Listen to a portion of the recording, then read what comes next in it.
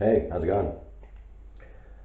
Going to explain the platonic solids now. As mentioned in the previous video, I will be discussing some more interesting information that goes beyond what we currently discuss in relation to that subject matter. There's a new category that's going to be added, which I call linears.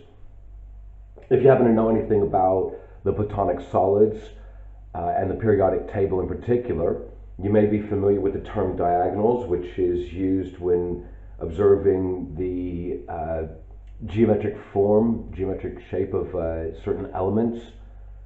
In particular, the ones that use the hexahedron is what I'll be discussing that in a little while, but from a slightly different perspective. And on a different note, if you happen to know anything about the flower of life and how you can extract the platonic solids from that, I'm also going to be showing you a way of looking at the information from a simpler perspective, and considering I've been doing that for longer than what I know about the flower of life, I like my version. Yeah, not wanting to sound selfish or anything. So what I'm going to do is I'm going to take these 15 lines here. The circle is not exactly overly relevant, but it helps. These 15 lines, and I'm going to show you how all 5 platonic solids become part of this, 3 of which are explained using all 15 of those lines. So, to make this a little bit easier, and we'll zoom out. Hey, that's better. Just take this and set this over here. Now, I previously mentioned that I would be discussing some of this right here, which is a 6-sided object made of triangles. Inside it, there are some linears that go through it. It's actually quite simple, really. If you remember from the video translatable patterns, there was a way of breaking down the center edge, the center of the edge of each edge of the tetrahedron to create the octahedron that was inside of it. This is called truncating, or in the case of what I'm doing, I'm not actually chopping the shape. I'm just looking to find what happens on the inside of it. There's 2 octahedron that sit there, but they connect together to create a 14-sided object. There's also 6-pointed stars that have a tendency to show up quite a lot. Anyway, that's neither here nor there, because in reality, we're going to be talking about the platonic solids. So, firstly, we have a tetrahedron. Now, admittedly, in the tetrahedron, because it's so simple, there's nothing else that you can really do with this. It's genuinely in its complete form. So we'll quickly observe inside of this pattern here how it lines up. We have one triangle like so, and then we're going to take these 3 sections like that, and it looks a bit like this. Simples. Quickly do the maths. 4 vertex points, 4 faces, 6 edges. You may have noticed that I started with the vertex points. So again, if you know anything about the platonic solids, I will be starting with the vertex points in every case for a good reason. That's the tetrahedron. Let's move on to the next one, which is the octahedron. You might be thinking, no, it's the 6-sided one. No, it's the one that's got 6 vertex points. As you can see, there are 2 triangles. We know that both of those triangles are the same size. I mean, it's obvious, isn't it? So when I flip it over like I just did, the one triangle that is closer appears to be bigger. You can also see that the straws, which are pink at this moment in time because they've faded over years, it creates what appears to be a hexagon. So we have 2 triangles, a hexagon, and 3 lines that go through the exact center. Wow, that's really clever, because that's all 15 of these lines, isn't it? That's everything that is here. Let's do the maths. Okay, so we have 6 vertex points, we have 8 faces, we have 12 edges, and we have 3 linears, of which all 3 go through the exact center of the object, exposing 3-dimensional space. Octahedron, sorry. Now we're going to move on to the hexahedron. That's because I was thinking two things at once. Hexahedron. Wow, that's pretty cool. I like it. I like it a lot. You might recognize that there. Let's see if I can get you a better view of it. It would be, oh, here we go.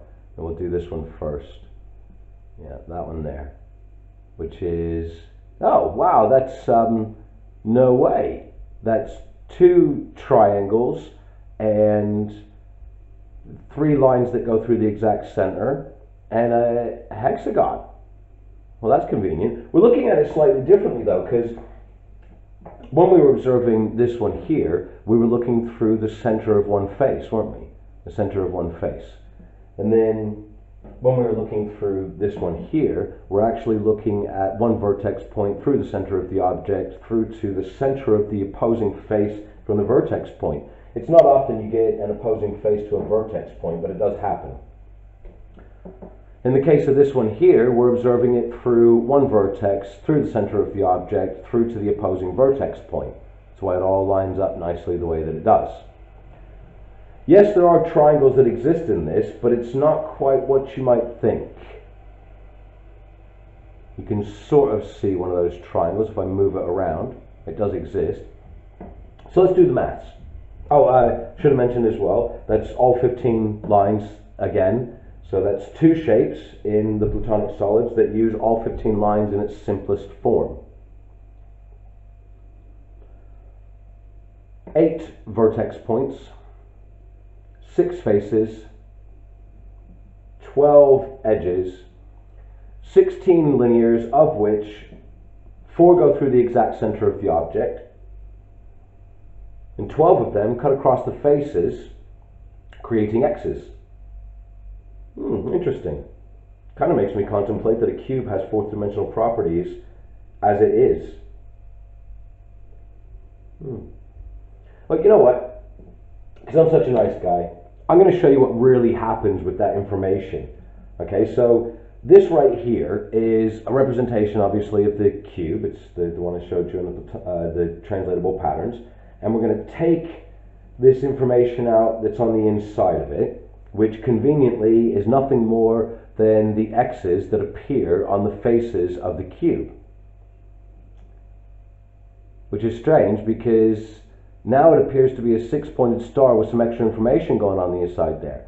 Actually, it's not a 6-pointed star, it's an 8-pointed star. It just doesn't have any, like, edges here, because it's 2 tetrahedron that are twins, inverted, inverted on each other.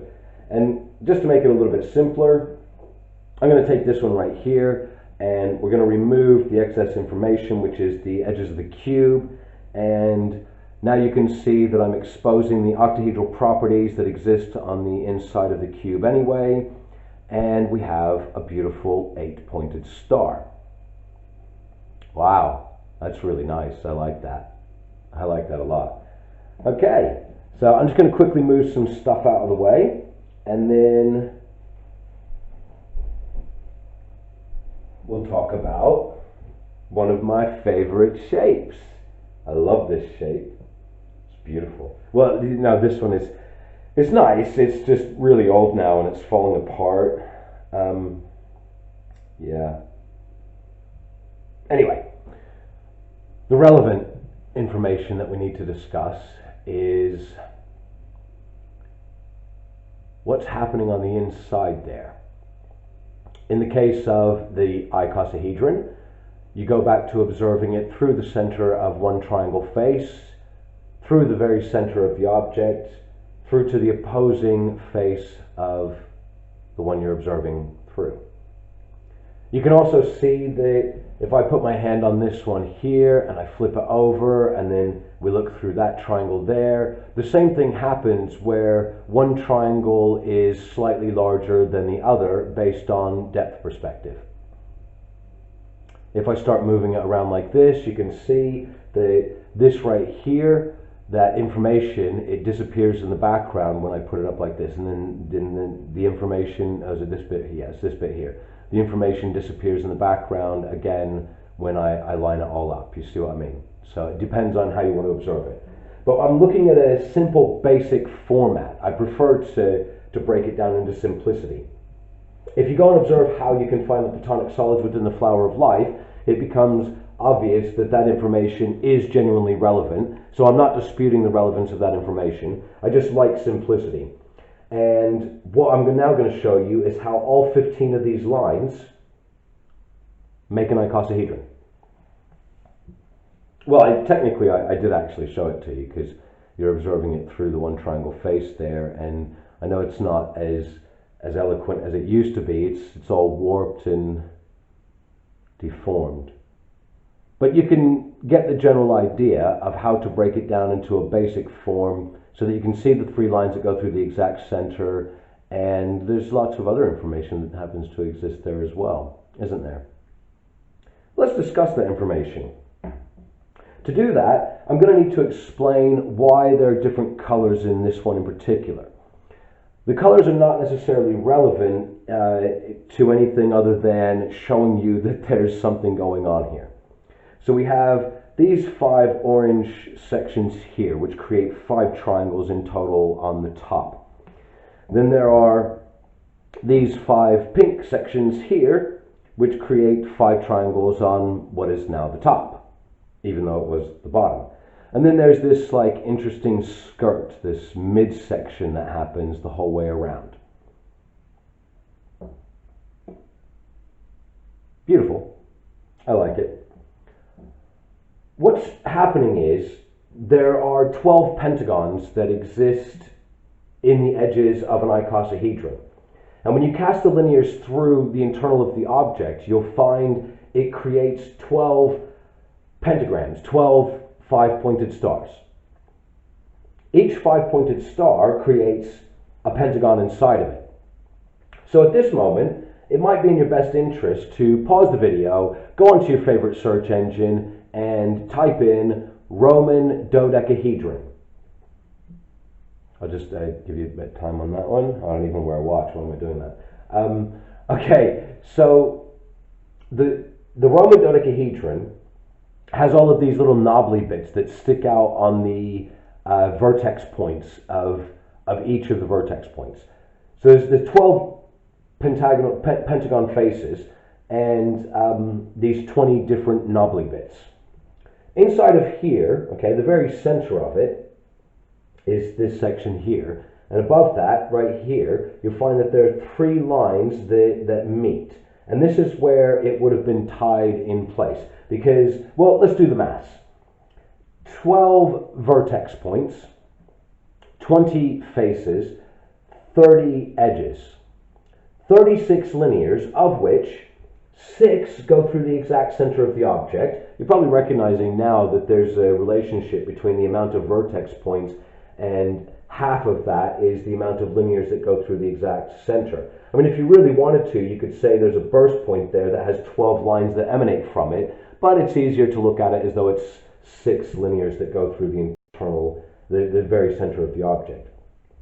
The other 30 linears that create the 12 5-pointed stars, it creates a 3-dimensional 12-pointed star as it happens, and it also creates the dodecahedron, which is sitting inside. It's a little more difficult to show it to you with this. Let's see if I can find, I don't know if it's going to, no, it's going to be quite difficult. I should have thought about that beforehand. It's not easy to show you, but I will give you an idea from using this pencil. From here to here to here, then to here, then to here, and back to our original point. Okay? And it doesn't matter which point you hold it up on, as long as it's 1 point down, 1 point up, you'll always find that there is a flat pentagon on the top and a flat pentagon on the bottom, which is the 12 pentagons to make the dodecahedron. Now, I know there's a lot of individuals in this world who have laid claim to this is what the Roman dodecahedron is, and they've claimed that it has some relationship to, in some cases, measuring the size of a coin. In other cases, it was just a trinket that they happen to have around. Fact of the matter is, at this moment in time, everything is based on speculation. I like proof. I like evidence. I like fact. I like to be able to say for definite, this is what it is. So I'm going to give you proof.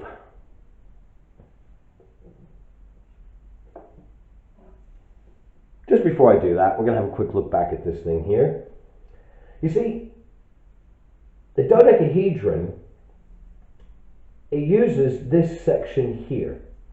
We have one hexagon that is now on its side. It's turned by 30 degrees. And it naturally gets created when you put these 15 lines down. In fact, what we really want to observe is these sections. We can find several pentagons that overlap each other. There's a reason for that. So at this moment in time, we're going to observe 3 of these pentagons. I'll just quickly draw them out for you so you know where the 3 are. 3 pentagons. And now I'm going to show you those 3 pentagons using this shape here. It goes a little bit like that. As you can see, we have 1 pentagon here, 1 pentagon here, and 1 pentagon here. That's not the only way to observe a dodecahedron. In fact, let's see. Here's an awkward version. That's a really awkward version. And then there's, let's see if I can get it. How's that one? And then this one shows us 4 different faces. So there's several ways to observe the information. Okay?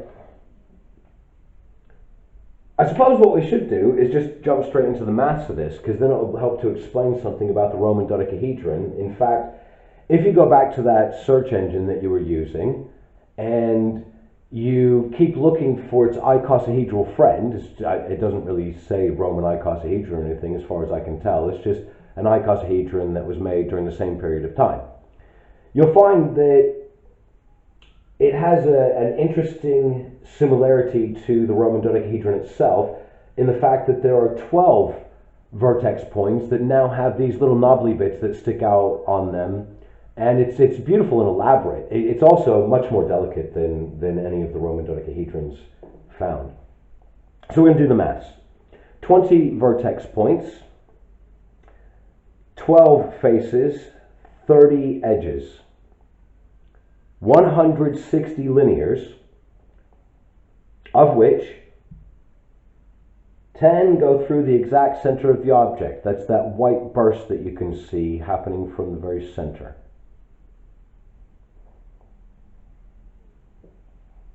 Oh, which one do I talk about next? Do I talk about this part, or the other, and then the other, and then ooh.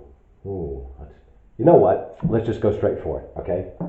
There's a 20-pointed star that gets created, and in this case, I'm using the red linears to express that, which is an icosahedron. There is an icosahedron that literally sits right inside of the dodecahedron when you cast the linears through it. So, not only have I found the Roman dodecahedron, I've also uncovered its icosahedral friend, which, that helps to confirm things, for me at least. But that right there, that's 30 linears, isn't it? There's 10 linears that go through the center and 30 linears that create that. So that's only 40. And I said that there's 160, so we still need 120, don't we?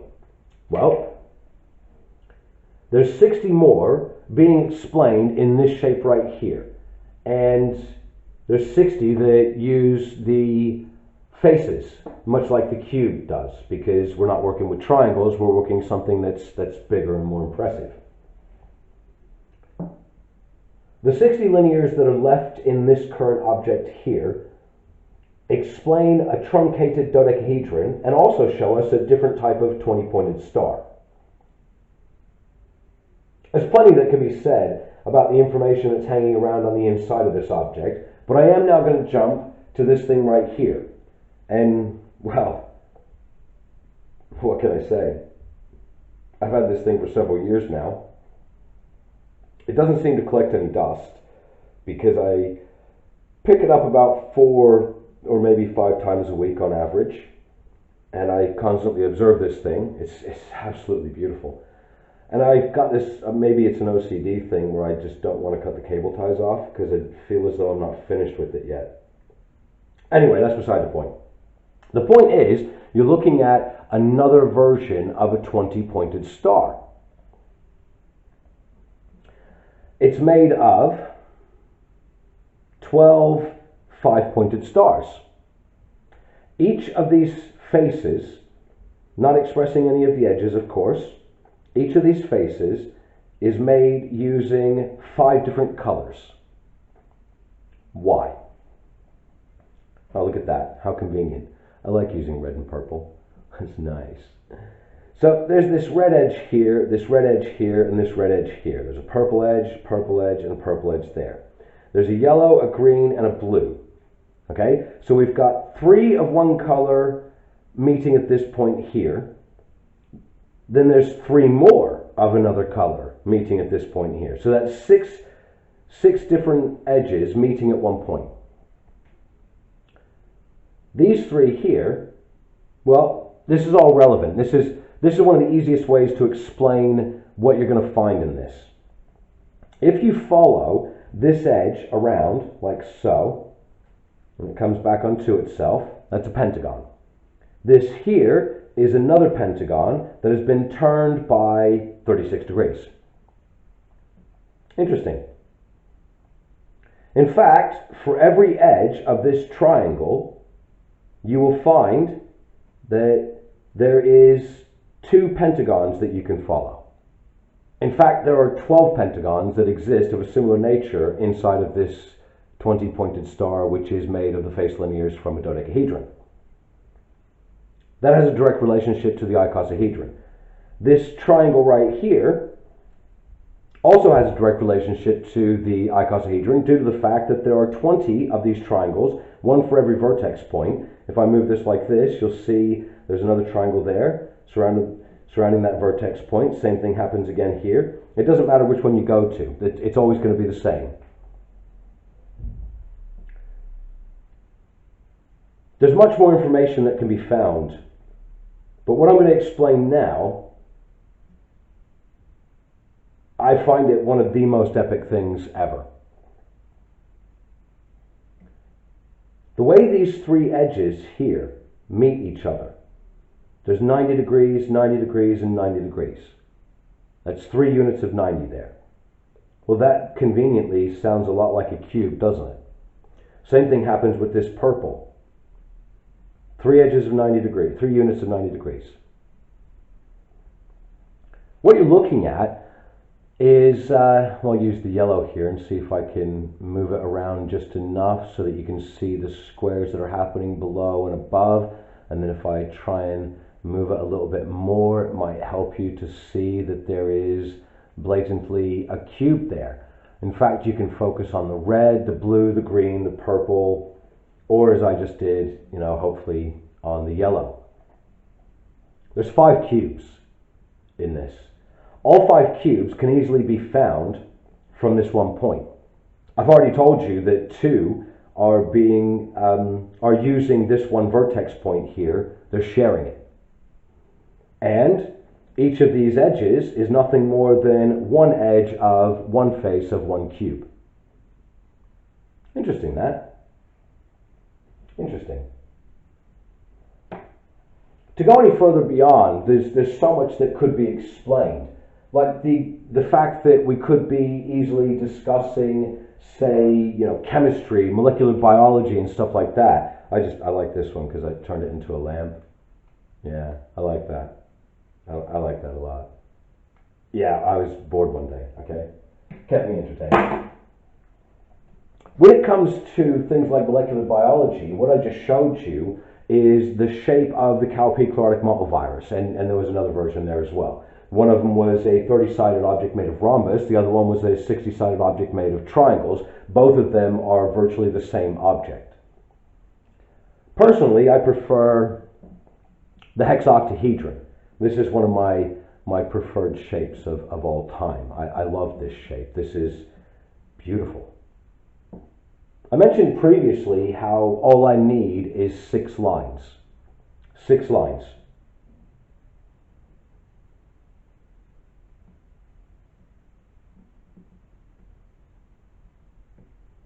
6 lines. Yeah, right there in front of you. Beautiful, isn't it?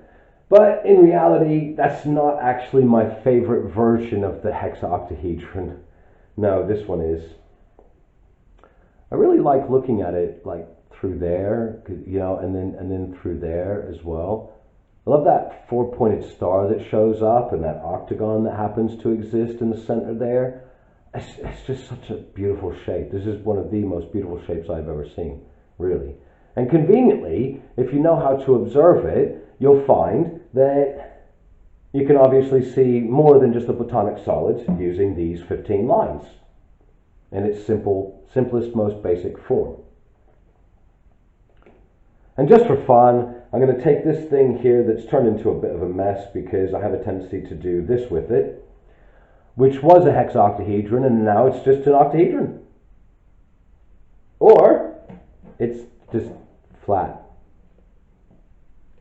You know, if you find any shape whatsoever, you'll be able to do lots of weird things with it just by playing around. Have fun. So, on a final note, because I'm such a nice guy, I'm going to finish with the same thing that I started with, a tetrahedron. It's jokes, right? It's jokes, isn't it? It's because that's not a tetrahedron. We just discussed a little while ago that this is an octahedron. Are you sure about that? Because if I go like this,